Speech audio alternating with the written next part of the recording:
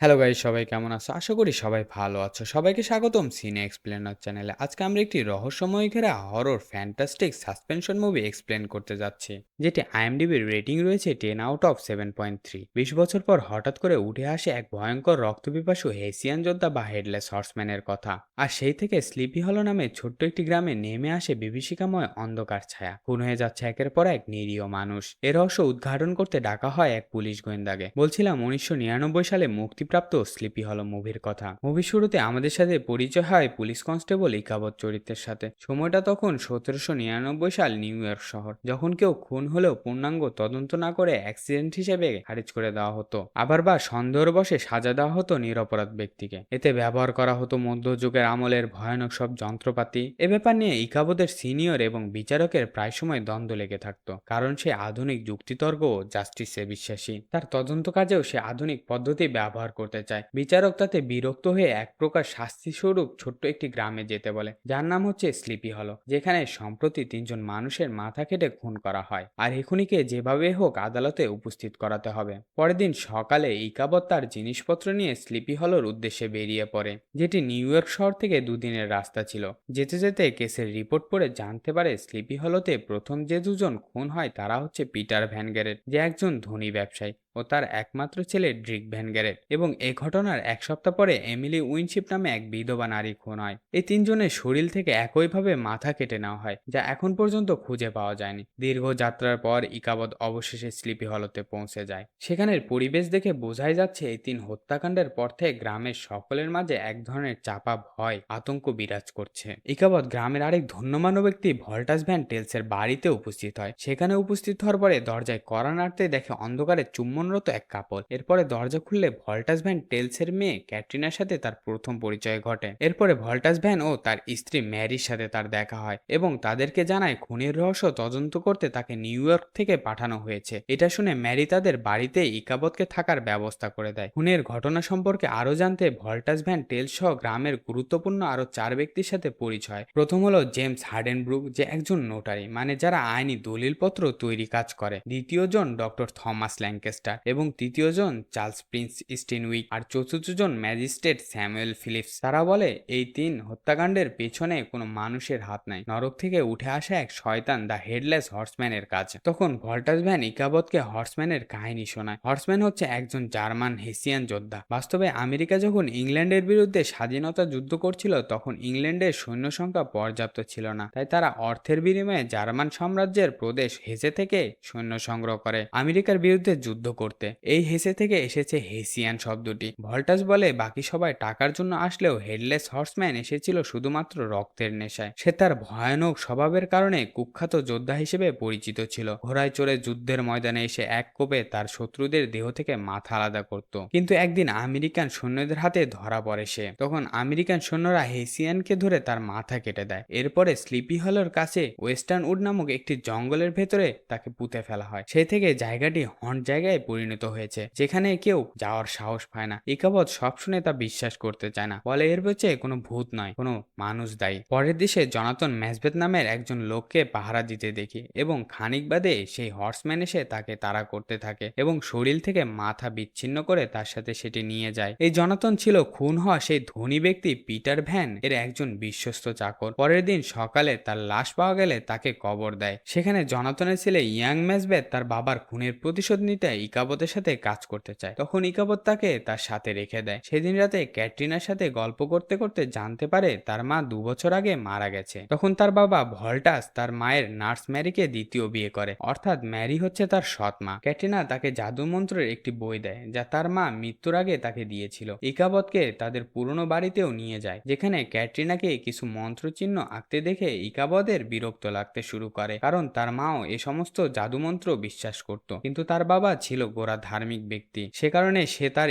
স্ত্রীকে ডাইনি ভেবে ভয়ঙ্কর অত্যাচার করে মেরে ফেলে, এবং ইকাবত তার মাকে সেই অবস্থায় দেখে ফেলে। সেই থেকে এই জাদুমন্ত্রের বিষয় নিয়ে তার ভয় কাজ করে। এরপর গ্রামে আসলে দেখে গুরুত্বপূর্ণ 4 ব্যক্তি কোনো এক বিষয় নিয়ে ঝগড়া করছে, এবং খানিক বাদে ম্যাজিস্ট্রেট ফিলিপস গ্রাম ছেড়ে যাওয়ার জন্য সেখান থেকে বেরিয়ে পড়ে। তখন ইকাবদ এর কারণ জিজ্ঞাসা করলে সে বলে এমিলির প্রেগনেন্সির কথা তাকে ইঙ্গিত করার জন্য তার জীবন এখন বিপদে, এবং এমিলি নিজেই তাকে প্রেগনেন্সির কথা জানায়, কারণ সে তার অনাগত সন্তানের অধিকার সুরক্ষিত করতে চায়। তার কাছে পরামর্শ নিতে এসেছিল। ইকাবত তখনই বাচ্চার বাবাকে জিজ্ঞাসা করবে ফিলিপস সেটা বলতেই যাবে, তখনই হর্সম্যান এসে ফিলিপসকে হত্যা করে, মাথাটি নিয়ে যায়। এই দৃশ্য দেখার পর ইকাবতের বিশ্বাস হয় যে আসলে এই হত্যাকাণ্ডের জন্য হর্সম্যান ভূত দায়ী, এবং সে এতে ভীষণ ভয় পেয়ে ঘরের মধ্যে নিজেকে বন্দি করে ফেলে। কিছুদিন পর সাহস সঞ্চয় করে ইয়াং ম্যাসবেথের সাথে ইকাবত সেই জঙ্গলে যায় যেখানে হর্সম্যানের কবর দেওয়া ছিল, এবং যেতে যেতে ইয়াং থেকে শুনতে পারে পিটার ও তার ছেলের মধ্যে বড় রকমের ঝগড়া হয় এবং তার বাবা বিশ্বস্ত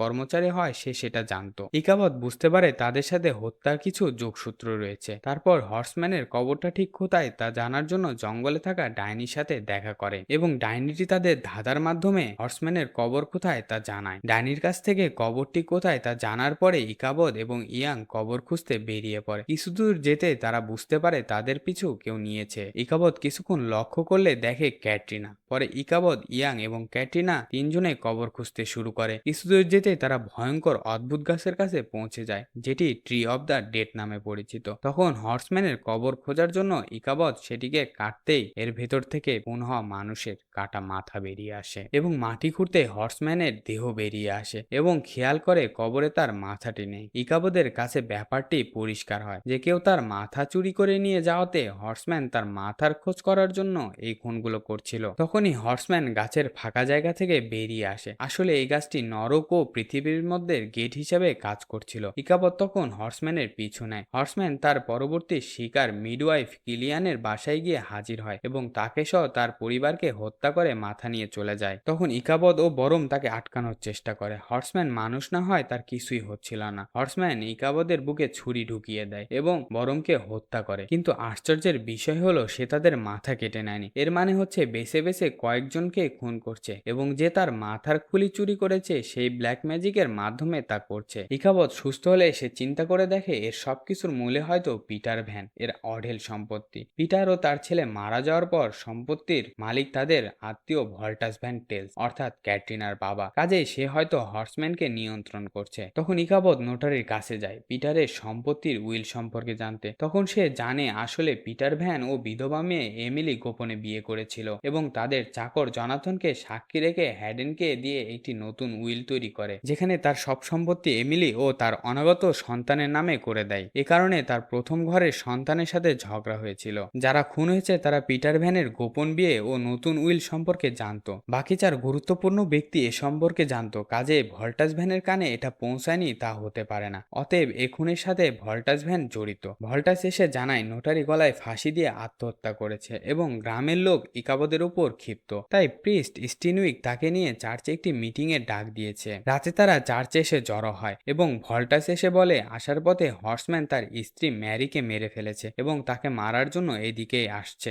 সবাই তখন চার্চের মধ্যে ঢুকে পড়ে। কিছুক্ষণ পর হর্সম্যান সেখানে হাজির হয়, কিন্তু চার্চ পবিত্র হয় সেখানে ঢুকতে পারছে না। ফলে চার্চের চারদিকে ঘুরে বেড়াতে থাকে। ফলে মানুষদের মাঝে হুড়োহুড়ি শুরু হয়। এই দৃশ্য দেখে ডক্টর ল্যাঙ্কেস্টার ভয় পেলে ভল্টাসকে একটি সিক্রেট বলতে চায়। তার আগে প্রিস্ট স্টিনউইক তাকে মাথায় আঘাত করে মেরে ফেলে। ভল্টাস এটি দেখে স্টিনউইককে গুলি করে। পরে হর্সম্যান একটি কাঠের টুকরো নিয়ে দড়িতে বেঁধে সেটা দিয়ে ভল্টাসকে চার্চের বাইরে নিয়ে আসে। প্রতিবারের মতো তার মাথা কেটে নিয়ে যায়। এই ভয়ানক দৃশ্য দেখে ক্যাটরিনা বেহুশ হয়ে পড়ে যায়। তখন ইকাবত ক্যাটরিনার হাতে চকের দাগ দেখতে পায়, যেটি দিয়ে ক্যাটরিনা চার্চের ফ্লোরে ডেভিল আই এঁকে রেখেছে, যেটা তার বিছানার নিচেও দেখতে পেয়েছিল। কাজে ইকাবত ধরে নেয় ক্যাটরিনা ব্ল্যাক ম্যাজিক দিয়ে হর্সম্যানকে নিয়ন্ত্রণ করছে। তার সৎমা ও বাবা মারা যায়, সে এখন সম্পত্তির মালিক। ইকাবত ক্যাটরিনাকে ভালোবেসে ফেলেছে, যেহেতু এ ব্যাপারে কাউকে কিছু বলে না। সে স্লিপি হলো গ্রাম থেকে চলে যাচ্ছে। যাওয়ার সময় ক্যাটরিনার দেওয়া তার মায়ের বইটা খুললে দেখতে পায় বইয়ের ডেভিল আইয়ের চিহ্ন।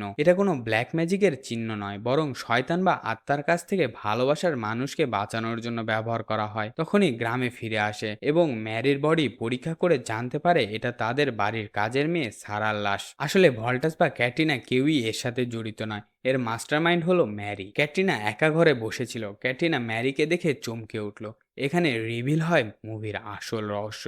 ওই দিন ম্যারির হত্যা না দেখে ভল্টাস হর্সম্যানকে দেখে ভয়ে পালিয়ে আসে এবং মনে করে ম্যারি মারা গেছে। পরে ম্যারি তার কাজের মেয়ে সারার মাথা কেটে তার মৃতদেহ হিসেবে চালিয়ে দেয়। পরে ম্যারি ক্যাটরিনাকে বন্দি করে গ্রাম থেকে দূরে উইডমিল হাউসে নিয়ে আসে এবং কি কারণে করছে তা বলতে থাকে। ম্যারি জানায় অনেক দিন আগে তার বাবা পিটারের কাছে চাকর হিসেবে কাজ করত, কিন্তু তার বাবা মারা গেলে পিটার ম্যারি সহ তার মা ও বোনকে বাড়ি থেকে বের করে দেয়। তার মাও ব্ল্যাক ম্যাজিক করত, তাই তাদের গ্রামে রাখা হয়নি। পরে বাধ্য হয়ে ওয়েস্টার্ন উডের জঙ্গলে থাকতে হয়েছিল। দুঃখের বিষয় 1 বছর পরে তার মাও মারা যায়। পিটার তাদের পুরনো ঘরে থাকতে দিয়েছিল। পরে ম্যারি প্রতিশোধ নিবে বলে ঠিক করে একদিন দু বোন মিলে কাঠ সংগ্রহ করতে যায়। সেখানে এই হেসিয়ানের সাথে দেখা হয়ে যায়। আমেরিকানদের হাত থেকে বাঁচার জন্য সে পালিয়েছিল, কিন্তু আমেরিকান সৈন্যরা তাকে ধরে তার মাথা কেটে কবর দেয়। এই কবর দেওয়ার সময় ম্যারি তা সবকিছু লুকিয়ে দেখে, আর তখনই সে তার আত্মাকে শয়তানের কাছে উৎসর্গ করে দেয়। বিনিময়ে শয়তান হেসিয়ান ভূতকে জাগিয়ে তোলে যাতে পিটারের উপর প্রতিশোধ নিতে পারে। প্রথমে সে নার্স সেজে বাড়িতে যায় এবং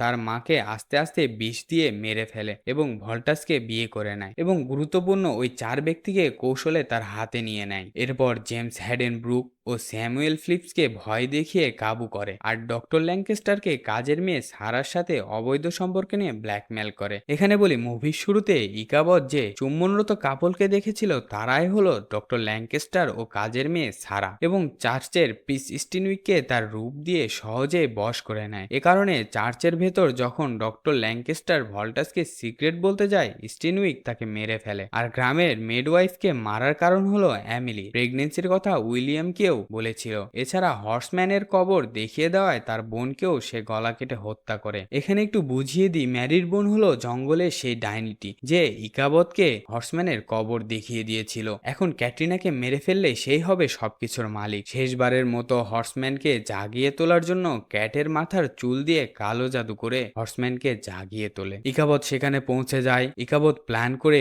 উইডমিলে আগুন লাগিয়ে ক্যাটরিনাকে বাঁচানোর চেষ্টা করে। ইকাবত ক্যাটরিনা ও ইয়াংকে নিয়ে সেখান থেকে বেরিয়ে ঘোড়ায় করে জঙ্গলে পালিয়ে যায়। হর্সম্যান তাদের পিছু নেয়। হর্সম্যান কি তাদের ছাড়ার পাত্র? অবশেষে ট্রি অফ দ্য ডেড এর কাছে পৌঁছে যায়। হর্সম্যানও সেখানে গিয়ে তাদের ঘিরে ফেলে। দূর থেকে ম্যারি এ দৃশ্য উপভোগ করে। হর্সম্যান ক্যাটরিনার গলা কাটতেই যাবে, তখন ইকাবত ম্যারির ব্যাগ থেকে হর্সম্যানের কাটা মাথা তার দিকে ছুড়ে দেয়। এতদিন হর্সম্যান হারিয়ে যাওয়া মাথার জন্যই ম্যারির নিয়ন্ত্রণ থেকে সবাইকে মারছিল। মাথা ফিরে পেতেই হর্সম্যান তার আসল রূপে ফিরে আসে। হর্সম্যান ম্যারিকে তার ঘোড়ায় বসিয়ে আশ্চর্যজনক এক চুম্বন করে নরকের দরজা খুলে চিরতরে চলে যায়। হর্সম্যান নরকে ফিরে যেতেই শেষ হয় স্লিপি হলো গ্রামের অভিশাপ। স্লিপি হলো গ্রামের অভিশাপ শেষ করে ইকাবত ক্যাটরিনা ও ইয়াংকে সাথে নিয়ে সারা জীবনের জন্য নিউ ইয়র্ক শহরে চলে যায়। এর সাথে শেষ হয় স্লিপি হলো গ্রামের রহস্য ঘেরা মুভিটি। এখন আসি এই হেসিয়ান যোদ্ধা বা হেডলেস হর্সম্যানের কথায়। এই হেসিয়ান বা হেডলেস হর্সম্যানের প্রথম উল্লেখ পাওয়া যায় মধ্যযুগ ইংলিশ লোককথাবিদ ওয়াশিংটন আরবিনের লেখা বই দ্য লেজেন্ড অফ স্লিপি হলোতে। 1976 সালে আমেরিকার যুদ্ধে হেসিয়ান যোদ্ধার মাথা কামানের গুলিতে তার দেহ থেকে ছিন্ন হয়ে যায়। তার সহকর্মীরা ডাচ গ্রাম স্লিপি হলোতে সিমেট্রিতে কবর দেয়। গ্রামের লোকমুখে শোনা যায় এই হেসিয়ান যোদ্ধা নাকি তার প্রতিশোধ ও মাথা ফেরত নিতে কবর থেকে উঠে এসেছিল। তবে হেডলেস হর্সম্যানকে সাহিত্যের এক প্রবাদ বাক্য হিসেবে তুলে ধরা হয়েছে। এই হর্সম্যান হলো মানুষের জীবনে সেই অতীত যাকে কখনো ভোলা যায় না। আমাদের এক্সপ্লেনটি ভালো লাগলে আমাদের চ্যানেলটি সাবস্ক্রাইব করে পাশে থাকা বেল আইকনটি ক্লিক করে দিবেন। ধন্যবাদ।